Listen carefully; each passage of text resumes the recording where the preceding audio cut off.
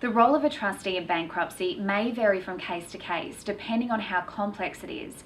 But essentially, a bankruptcy trustee is responsible for administering the bankruptcy in accordance with the Bankruptcy Act.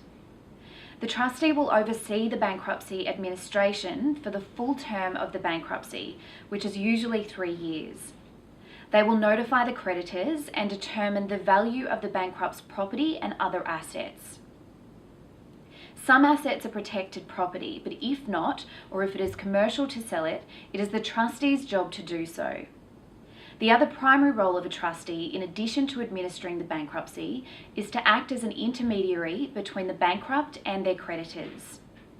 The trustee must provide information to the creditors as they reasonably request it and ensure that any available funds are distributed evenly amongst the creditors in accordance with the order set out in the Bankruptcy Act. And finally, the bankruptcy trustee must ensure that the bankrupt person adheres to their obligations as set out under the Bankruptcy Act. If the bankrupt fails to comply with their obligations, the trustee can object to their discharge. The bankruptcy term is usually 3 years. However, it can be extended up to 8 years if the bankrupt fails to comply with requests from the trustee in bankruptcy.